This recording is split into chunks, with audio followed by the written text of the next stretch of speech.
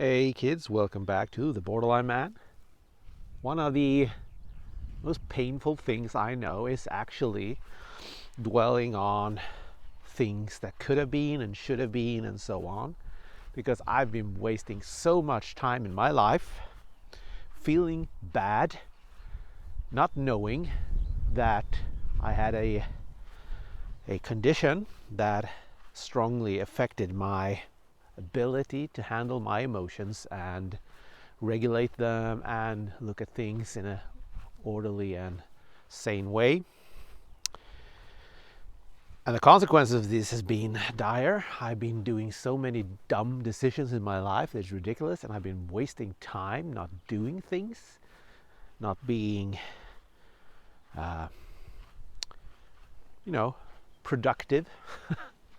That's an easy way to put it. I'm 50 years old and I don't have a steady income, and I am forced to go back to school and all those things.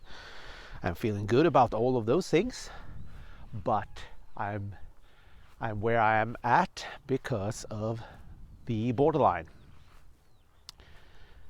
And yeah, this is a good example of why in modern treatment of borderline or personality disorders, you are not benefiting at all from dwelling and digging into your past.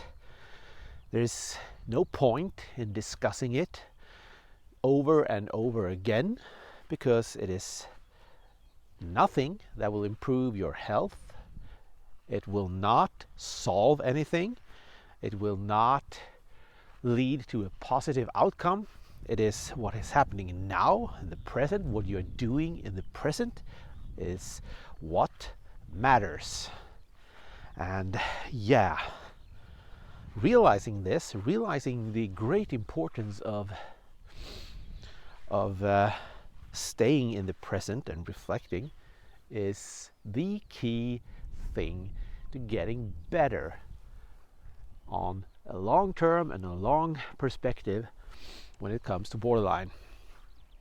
The moment you are not only realizing this, but actually doing it, living in the present, you start to get the ability to look into the future in a sane and productive way. Dwelling on the past is, in some cases, a part of classical psychotherapy and so on.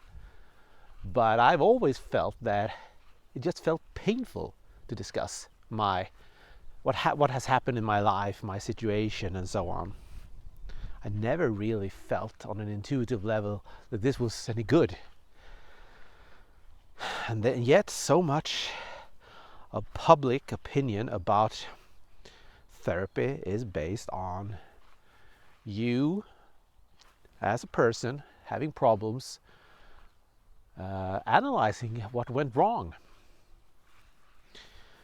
And if you don't want to do this, if you don't want to dig into these things, you are looked upon by many people in many situations as a person fleeing responsibility, not taking heed, not shouldering the burden of your stupid decisions, and so on. And it's a difficult thing to sell, that it's actually the healthy thing to do, to move on. And at heart, deep inside, oh boy, do we know what went wrong? Do we know, of course, the problems, things, of decisions we have made have caused? Of course we do. That's not the point. Your need as a person on the side to hear us acknowledge this is your problem. That is your mental issue in the long term. If you need to hear those things getting turned over and over again, that is your burden to bear. And I encourage everyone who suffers from borderline or probably most personality disorders to just not do what these people want you to do, because it is only going to keep you in a bad spot or even make you feel worse. So, I rarely give strong advice on this channel because each case is different. Borderline is always different. But in this case, I'm actually completely convinced that analyzing and digging into the past is bad for everyone with borderline. And it's probably, in many cases, bad for people struggling with other conditions as well. I know some people have the need to talk about traumas and what happened in their life. I get that. But it comes to a point where you must ask yourself the question, what will this lead to?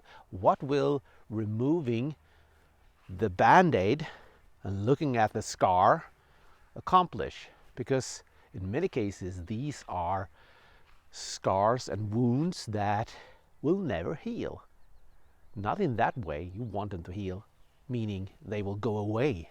No, you will be completely scarred forever by a lot of things in your life. They will always be there, and burying them deep inside is not ignoring them. It is self-care, actually. It is as simple as that. Anyways, it's a nice spring day here, a bit chilly, and I'm hoping you're doing okay.